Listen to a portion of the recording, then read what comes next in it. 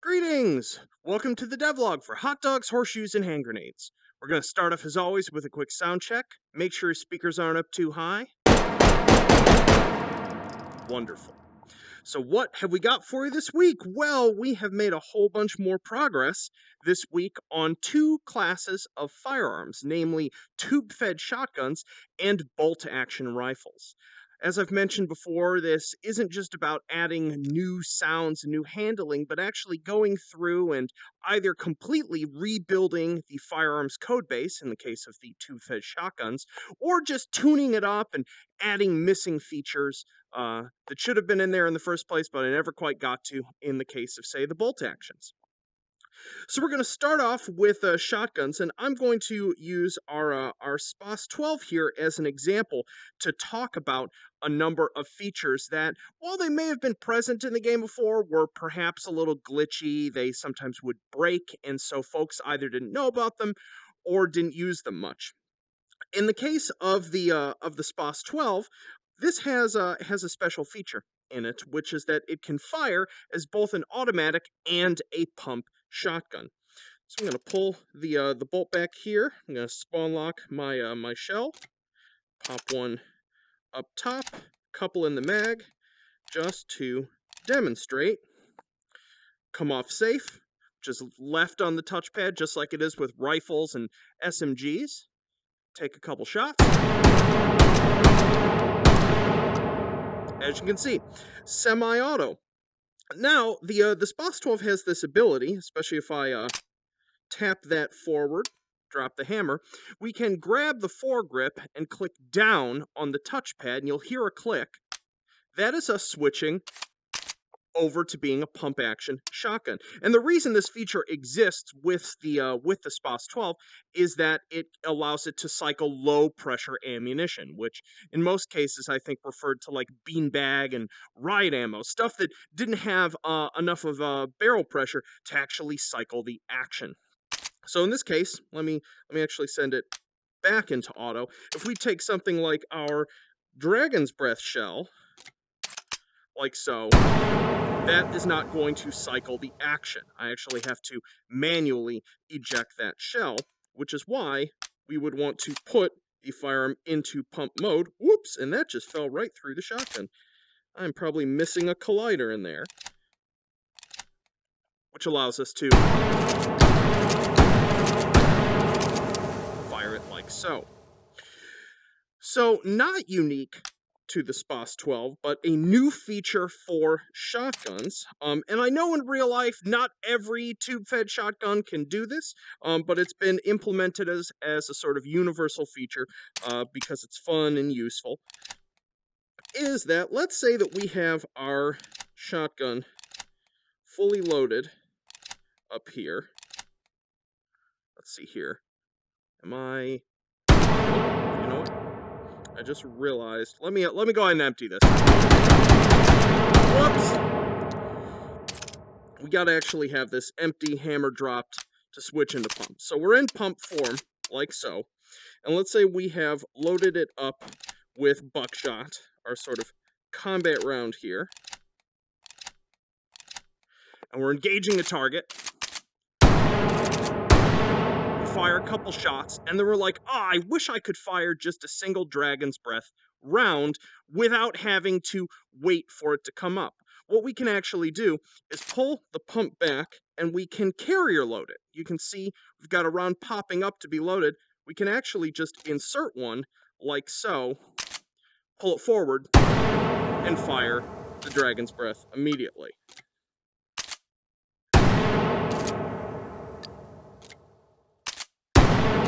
And then resume our buckshot.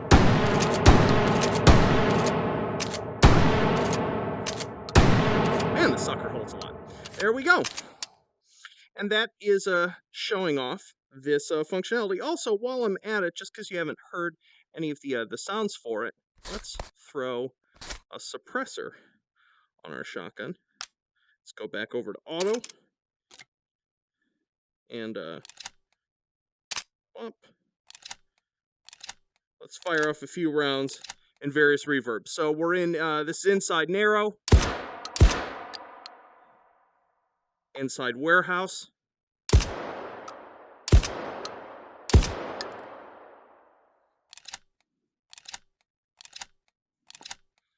Forest.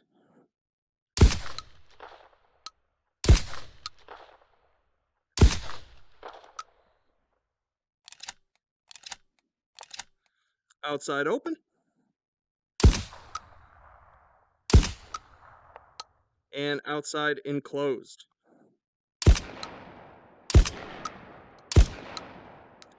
Wonderful. And so that is it. Oh, one last thing for shotguns. As I showed in that preview video a couple days ago, I got Slamfire working, but obviously that's just with a sort of modern 870. I know a whole bunch of you have been waiting for this, so I decided to show it off now. That's right. The beauty, the original, the 1897 trench gun. Look at that action. Oh, beautiful. So let's load her up.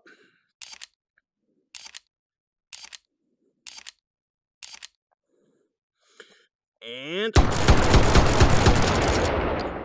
fantastic. Love it. Just look at that model. Oh, love that finish. Just a beaut. So that is going to be coming in update 52 when it's ready. Moving on, let's talk about bolt actions. So I've got a big thanks to Preston for his Winchester 70 model. This is from, I believe this is a pre-1963 one, in case you're like, what's up with the safety moving on that axis? Let's get our shotgun shells out of here. So this is, these didn't need quite as much work. They were missing sort of visible hammer indicators and safeties. But along the way, one of the things that I've been working on is many of you have complained, for those of you who don't use, say, gun rigs and such, that two-hand stability is a bit of a problem, that you still get a bunch of jitter. And so one of the things that I've been playing with, you can actually see it with my controllers here, which is that the firearm actually lags behind the controllers a little bit, and that's because I'm applying a new type of filtering that's sort of more sophisticated than a low pass, and I found it to be significantly better for keeping iron sights stable. It doesn't quite transfer over into the scopes yet, for reasons that I'll explain in a future devlog. Has to do with like headset jitter and things like that. But for iron sight shooting, it's made two-hand shooting significantly more stable. Notice how much less that's jittering than you're used to seeing. I still have a good amount of responsiveness to quickly change what direction I'm pointing, but then once I get roughly where I'm going, it's much easier to keep on target. So let's pop this open and see how these sound. I'm going to start with, let's start with inside narrow, just because that's what we're starting with. Pop that open. We've got new sounds for loading directly into mags and chambers. Oh, there we go. Close that. I'm going to absolutely embarrass myself as I'm not practiced with the sights on this one yet.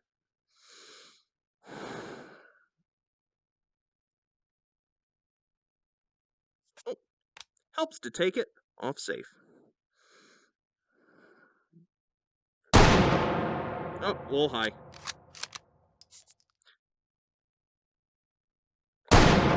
And remember, just like before, just like in the current build, you can cycle these either by just taking your hand off of the handle, pulling the bolt up, back, and forward like so, or while still holding the handle, click right on the touchpad and rotate your controller up and back, and then forward and down again to cycle it.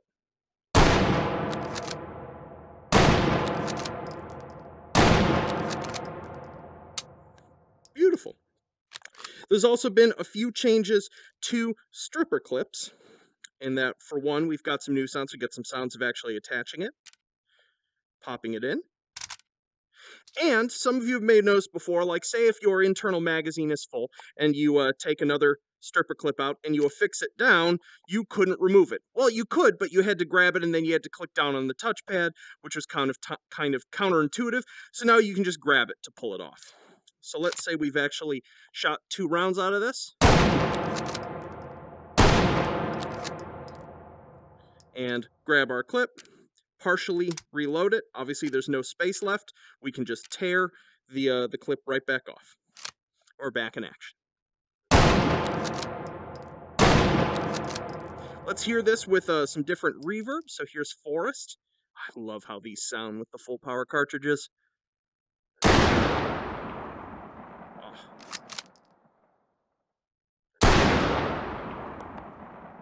Here's Inside Warehouse. Let's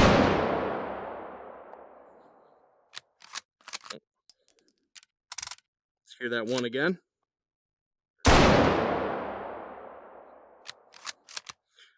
Outside Open. Great.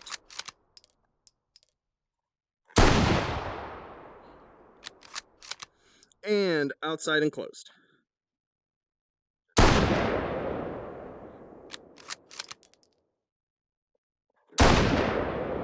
Simply wonderful. So yeah, so that gives you a little preview of what else is coming along quite well, actually. So let's go ahead and jump out of VR and talk about what I'm working on next and what the whole schedule and release for the next update is looking like. Yo! So we're out of VR now, so let's talk about the overall production schedule and how things are evolving. I'm making great progress getting through all of the different classes of firearms, perhaps re-implementing more of them from scratch than I predicted I was going to, but the improvements across the board have been worth the effort. What this does mean is that I'm probably going to be pushing back the date for when I expect to be done with Update 52 to the ending of February / the very first week of March. And this is for several reasons. The first one is that I have decided that I am going to recode the closed bolt receiver code base that the largest percentage of the game's firearms function on, which means actually having to re-implement all of them in Unity. That's most of our SMGs, most of our rifles, a few of the machine pistols that, like the Tech 9, that run on that. And this is to deal with several things. For one, there are still some bugs in it, especially with like charging handles. You all know the MP5 charging handle does not act like you expect it to, etc. So I need to fix that, and the only way I'm going to, because that code base has sort of been a like, let's throw more on the pile kind of code for well over a year. And it shows, and it's almost impossible for me to fix bugs in at this point because it's such a tangled mess. I fix a behavior on one firearm, I break 4 other firearms because of their idiosyncratic behavior. And so the only way that situation is going to improve and be able to get some of the functionality we now have on handguns and such, where we can actually pull the bolt past the lock point and then have it snap forward, is to just recode it. It's going to be painful. It's probably going to take me just 2 straight weeks just focusing on that and the firearms that use it, but it's going to be worth it.